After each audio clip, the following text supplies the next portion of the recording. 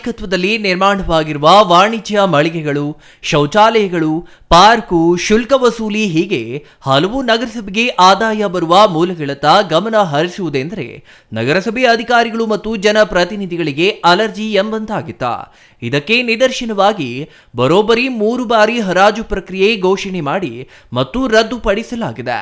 ಆದರೆ ಮೊನ್ನೆಯಷ್ಟೇ ಹಲವು ಆದಾಯದ ಮೂಲಗಳನ್ನು ಹರಾಜು ಮಾಡಿದ ನಗರಸಭೆ ಇಂದು ಮತ್ತೆ ಹಲವು ಮೂಲಗಳನ್ನು ಹರಾಜು ಮಾಡುವಲ್ಲಿ ಯಶಸ್ವಿಯಾಗಿದೆ. ಚಿಕ್ಕಬಳ್ಳಾಪುರ ನಗರಸಭೆ ಹಿಂಭಾಗದಲ್ಲಿ ಕೃಷ್ಣಾ ಚಿತ್ರಮಂದಿರದ ಮುಂಭಾಗದಲ್ಲಿ ನಗರಸಭೆಯಿಂದ ನಿರ್ಮಿಸಿರುವ ವಾಣಿಜ್ಯ ಮಳಿಗೆಗಳು ಕಳೆದ ಹಲವಾರು ವರ್ಷಗಳಿಂದ ಯಾರಿಗೂ ಬಾಡಿಗೆಗೆ ನೀಡದೆ ಬಿದ್ದಿತ್ತ. ಇದರಿಂದ ನಗರಸಭೆಗೆ ಬರುವ ಆದಾಯಕ್ಕೆ ನಷ್ಟವಾಗಿತ್ತ. ಆದರೆ ಇಂದು 11 ಅಂಗಡಿ ಮಳಿಗೆಗಳನ್ನು ಹರಾಜು ಮಾಡಲಾಯಿತ. ಬಹಿರಂಗ ಹರಾಜಿನಲ್ಲಿ 11 ಮಂದಿ ಪಾಲ್ಗೊಂಡಿದ್ದು 11 ಅಂಗಡಿಗಳನ್ನು ನಗರಸಭೆ ನಿಗದಿ ಮಾಡಿದ ಬಾಡಿಗೆಯಂತೆ ಪಡೆದಿದ್ದಾರೆ. ಇನ್ನು ಖಾಸಗಿ ಬಸ್ ನಿಲ್ದಾಣದಲ್ಲಿ ಅಡ್ಡಾದಿಡ್ಡಿ ವಾಹನ ನಿಲ್ಲಿಸುವುದು ಸೇರಿದಂತೆ ತೀವ್ರ ಸಮಸ್ಯೆ ಈವರೆಗೂ ಇತ್ತ. ಈಗ ಅದಕ್ಕೆ ಕಡಿವಾಣ ಬೀಳುವ ಸಾಧ್ಯತೆಗಳಿವೆ. ಏಕೆಂದರೆ ಖಾಸಗಿ ಬಸ್ ನಿಲ್ದಾಣದಲ್ಲಿ ವಾಹನ ನಿಲುಗಡೆ ಶುಲ್ಕ ವಸೂಲಿ ಮಾಡಲು ಇಂದು ಬಹಿರಂಗ ಹರಾಜು ನಡೆಸಲಾಗಿದೆ.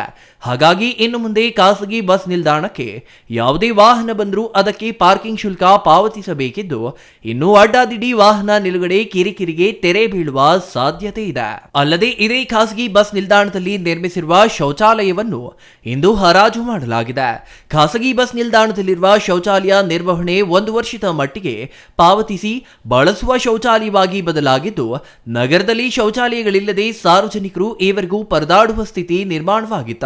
ಇದೀಗ ಈ ಸಮಸ್ಯೆಗೆ ಪರಿಹಾರ ಸಿಗಲಿದೆ ಎಂಬ ನಿರೀಕ್ಷೆ ಇದೆ. ಬಹಿರಂಗ ಹರಾಜು ಪ್ರಕ್ರಿಯೆ ಕುರಿತು ನಗರಸಭೆ ಅಧ್ಯಕ್ಷ ಗಜೇಂದ್ರ ಮಾತನಾಡಿ, ಬಹಿರಂಗ ಹರಾಜು ಪ್ರಕ್ರಿಯೆ ಯಶಸ್ವಿಯಾಗಿದೆ. 11 ಅಂಗಡಿ ಮಳಿಗೆಗಳ ಹರಾಜು ಇಂದು ನಡೆದಿದೆ. 8 ಅಂಗಡಿಗಳು 4,317 ರೂಪಾಯಿ ಮತ್ತು 3 ಅಂಗಡಿಗಳು 3,700 ರೂಪಾಯಿಗೆ ಹರಾಜಾಗಿದ್ದು, ಸಾರ್ವಜನಿಕರು ಇನ್ನು ಮುಂದೆ ಆ ಅಂಗಡಿ ಮಳಿಗೆಗಳಲ್ಲಿ ವ್ಯಾಪಾರ ವಹಿವಾಟು ನಡೆಸಬಹುದಾಗಿದೆ ಎಂದು ತಿಳಿಸಿದ್ರ. ಜೊತೆಗೆ ನಗರದ ಖಾಸಗಿ ಬಸ್ ನಿಲ್ದಾಣದಲ್ಲಿರುವ ಶೌಚಾಲಯ ನಿರ್ವಹಣೆ ಹರಾಜು ನಡೆದಿದ್ದು 3.42 ಲಕ್ಷ ರೂಪಾಯಿಗೆ ವಾರ್ಷಿಕ ನಿರ್ವಹಣೆಗಾಗಿ ಸಾರ್ವಜನಿಕರು ಶೌಚಾಲಯ ಪಡೆದಿದ್ದಾರೆ. ಅದೇ ಖಾಸಗಿ ಬಸ್ ನಿಲ್ದಾಣದಲ್ಲಿ ವಾಹನ ನಿಲುಗಡೆ ಶುಲ್ಕಕ್ಕೂ ಹರಾಜು ನಡೆದಿದ್ದು 5.25 ಲಕ್ಷಕ್ಕೆ ಹರಾಜಾಗಿದೆ.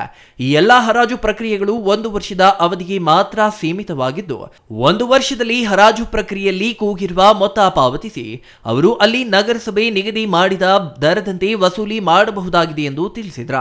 ಅಲ್ಲದೆ ಮುಂದಿನ ದಿನಗಳಲ್ಲಿ IDASMTಯಿಂದ ನಿರ್ಮಿಸಿರುವ ವಾಣಿಜ್ಯ ಮಳಿಗೆಗಳಿಗೆ ಮತ್ತು ಸಂತೆ ಮಾರುಕಟ್ಟೆಯಲ್ಲಿರುವ 98 ಅಂಗಡಿ ಮಳಿಗೆಗಳ ಹರಾಜು ನಡೆಯಲಿದೆ. ನಾಗರಿಕರು ನಗರಸಭೆಗೆ ಕಟ್ಟಬೇಕಾದ ತೆರಿಗೆಯನ್ನ ಕಾಲಕಾಲಕ್ಕೆ ಪಾವತಿಸುವಂತೆ ಅಧ್ಯಕ್ಷರು ಮನವಿ ಮಾಡಿದ್ರ. ನಗರಸಭೆ ಕಾರ್ಯಾಲಯ ಚಿಕ್ಕಬಳ್ಳಾಪುರ ಇವತ್ತು 21 ದಿನಾಂಕ ನಮ್ಮ ನಗರಸಭೆಯ ಸೇರಿರ್ತಕ್ಕಂಥ ಬಹಿರಂಗ ಹರಾಜನ್ನು ಪ್ರಕ್ರಿಯೆಯನ್ನು ಹಮ್ಮಿಕೊಂಡಿದ್ದೀವಿ. ಇವತ್ತು ಕೃಷ್ಣಾ ಟಾಕೀಸ್ ಮುಂಭಾಗ ಇರ್ತಕ್ಕಂಥ ಸಂಕೀರ್ಣದಲ್ಲಿ ಸುಮಾರು 12 ಅಂಗಡಿಗಳನ್ನು ಹರಾಜು ಮಾಡಿದ್ದೀವಿ. ಅದರಲ್ಲಿ 10 ಅಂಗಡಿಗಳು ಭಾಗವಹಿಸಿ ಹರಾಜಿನಲ್ಲಿ ತೆಗೆದುಕೊಂಡಿರ್ತಾರೆ. ಮತ್ತು ನಮ್ಮ ನಗರಸಭೆಯ ಶೌಚಾಲಯ ಒಂದು ಹರಾಜಾಗಿರ್ತದೆ, ಅದು ತೆಗೆದುಕೊಂಡಿರ್ತಾರೆ. ಮತ್ತು ಪಾರ್ಕಿಂಗ್ ನಗರಸಭೆ ಕಾಂಪ್ಲೆಕ್ಸ್ ಅಲ್ಲಿ ಪಾರ್ಕಿಂಗನ್ನು ಹರಾಜು ಮಾಡಿರ್ತೀವಿ, ಅದು ತೆಗೆದುಕೊಂಡಿರ್ತಾರೆ. ಇವತ್ತು ನಮ್ಮ ನಗರಸಭೆಗೆ ಏನೇನು ಇಷ್ಟು ಕಾಲದಿಂದ ಖಾಲಿ ಉಳಿದಿತ್ತೋ ಅದನ್ನು ಇವತ್ತು ನಾವು ಹರಾಜು ಮುಖಾಂತರ ನಾವು ಸಾರ್ವಜನಿಕರಿಗೆ ಅವಕಾಶ ಮಾಡಿಕೊಟ್ಟಿದ್ದೀವಿ. ಇವತ್ತು ಭಾಗವಹಿಸಿ ಎಲ್ಲ ಹರಾಜನ್ನು ತೆಗೆದುಕೊಂಡಿದ್ದಾರೆ.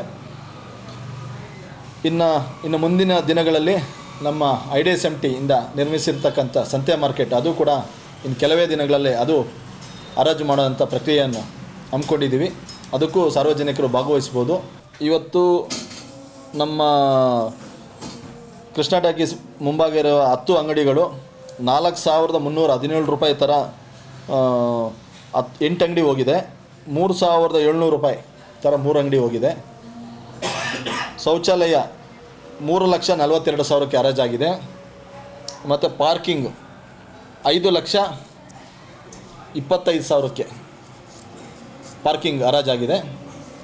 ಇದು 1 ವರ್ಷದ ಅವಧಿಯಾಗಿರ್ತದೆ. ಇನ್ನು ನಗರಕ್ಕೆ ಸಂಬಂಧಿಸಿದಂತೆ ಏನೇನು ನಗರಸಭೆಗೆ ತೆರಿಗೆಯನ್ನು ಕಟ್ಟಬೇಕು ಅದು ಸಾರ್ವಜನಿಕರಿಗೆ ಮನವಿ ಮಾಡ್ತೀವಿ. ಕಾಲಕ್ಕೆ ಸಾರ್ವಜನಿಕರು ನಮಗೆ ನಗರಸಭೆಗೆ ಕಟ್ಟಬೇಕಾಗಿರ್ತಕ್ಕಂಥ ಟ್ಯಾಕ್ಸನ್ನು ಕಟ್ಟಿ ನಾವು ನಗರ ಅಭಿವೃದ್ಧಿ ಮಾಡಲಿದ್ದಕ್ಕೆ ಅವಕಾಶ ಸಿಗುತ್ತದೆ ಅಂಥೇಳಿ ಈ ಸಂದರ್ಭದಲ್ಲಿ ನಾವು ಮನವಿ ಮಾಡ್ತಾಯಿದ್ದೀವಿ. ಉಪಾಧ್ಯಕ್ಷ ನಾಗರಾಜ್ ಜೆ ಮಾತನಾಡಿ, ನಗರಸಭೆಯಿಂದ ಅಂಗಡಿ ಮಳಿಗೆಗಳು, ಖಾಸಗಿ ಬಸ್ ನಿಲ್ದಾಣದಲ್ಲಿ ಪಾರ್ಕಿಂಗ್, ಶೌಚಾಲಯ ನಿರ್ವಹಣೆಯನ್ನ 1 ವರ್ಷದ ಅವಧಿಗೆ ಬಹಿರಂಗ ಹರಾಜು ನಡೆಸಲಾಗಿದೆ. ನಗರಸಭೆಯ ಆವರಣದಲ್ಲಿ ಹರಾಜು ಪ್ರಕ್ರಿಯೆ ನಡೆದಿದ್ದು, ನಿರೀಕ್ಷೆಗಿಂತ ಹೆಚ್ಚು ಜನ ಹರಾಜು ಪ್ರಕ್ರಿಯೆಯಲ್ಲಿ ಭಾಗಿಯಾಗಿದ್ರ. ಅಲ್ಲದೆ ಪಾರ್ಕಿಂಗ್ ಶುಲ್ಕ ಕಳೆದ ಬಾರಿ 4.02 ಲಕ್ಷಕ್ಕೆ ಪಡೆದಿದ್ರೆ ಈ ಬಾರಿ 5.25 ಲಕ್ಷಕ್ಕೆ ಹರಾಜಾಗುವ ಮೂಲಕ ನಗರಸಭೆಯ ಆದಾಯ ಹೆಚ್ಚಳವಾಗಿದೆ ಎಂದ್ರ. ಶೌಚಾಲಯ ಹರಾಜಿನಲ್ಲಿಯೂ ಉತ್ತಮ ಮೊತ್ತಕ್ಕೆ ಕೂಗಿದ್ದು, ತಮ್ಮ ಅವಧಿಯಲ್ಲಿ ನಗರದ ಸ್ವಚ್ಛತೆಗೆ ಆದ್ಯತೆ ನೀಡುವ ಜೊತೆಗೆ ನಾಗರಿಕರಿಗೆ ಮೂಲ ಸೌಕರ್ಯ ಒದಗಿಸುವ ಸಂಕಲ್ಪದೊಂದಿಗೆ ಕೆಲಸ ಮಾಡಲಾಗುತ್ತಿದೆ ಎಂದ್ರ. ಈ ದಿನ ನಮ್ಮ ನಗರಸಭೆ ವತಿಯಿಂದ ಏನು ಒಂದು ಅಂಗಡಿ ಮಾಳಿಗೆಗಳು ಮತ್ತು ಖಾಸಗಿ ಬಸ್ ನಿಲ್ದಾಣದಲ್ಲಿ ದ್ವಿಚಕ್ರ ವಾಹನ ಮತ್ತು 4 ಚಕ್ರಗಳ ವಾಹನದ ಅದೇ ರೀತಿ ಒಂದು ಶೌಚಾಲಯ ಕೂಡ ಒಂದು ಸಾರ್ವಜನಿಕರ ಬಹಿರಂಗ ಹರಾಜು ಈ ದಿನ ನಗರಸಭೆ ಆವರಣದಲ್ಲಿ ಇಡುವಂಥದ್ದಾಗಿತ್ತು. ನಾವು ನಿರೀಕ್ಷೆ ಮಾಡಿದ್ದಕ್ಕಿಂತ ಬಹಳ ಹೆಚ್ಚು ಜನ ಬಂದು ಅಂಗಡಿ ಮಾಳಿಗೆಗಳಿಗೆ ಈಗಾಗಲೇ 9 ಜನ ಠೇವಣಿ ಮಾಡಿದ್ದು, ಅದರಲ್ಲಿ ಕಡಿಮೆ ಅಂದರೂ ಕೂಡ 9 ಅಂಗಡಿಗಳು ಹೋಗುವಂಥ ನಿರೀಕ್ಷೆ ಇದೆ.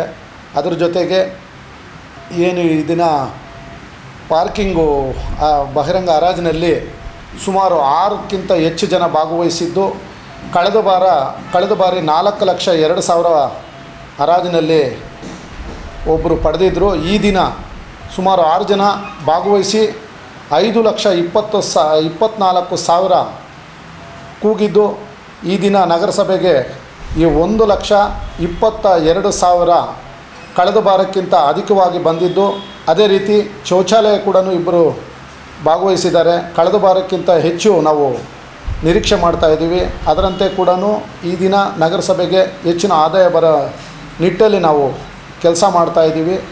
ಪ್ರತಿಯೊಬ್ಬ ನಾಗರಿಕರ ಸಹಕಾರ ನಮಗೆ ಅಗತ್ಯ ಇದೆ. ಅದೇ ರೀತಿ ಪ್ರತಿಯೊಬ್ಬ ನಾಗರಿಕನೂ ಕೂಡ ನಗರದಲ್ಲಿ ಸ್ವಚ್ಛವಾಗಿ ಜೀವನ ಮಾಡಲಿಕ್ಕೆ ಅವರಿಗೆ ಮೂಲಭೂತ ಸೌಕರ್ಯಗಳ ಒದಗಿಸುವಂಥ ನಿಟ್ಟಲ್ಲಿ ನಾವು ಕೆಲಸ ಮಾಡಬೇಕು ಅನ್ನೋ ಸಂಕಲ್ಪ ತಗೊಂಡು ನಾವು ಈಗಾಗಲೇ ಕೆಲಸ ಮಾಡ್ತಾಯಿದ್ದೀವಿ. Nandakumar, CTV news, Chikkaballapur.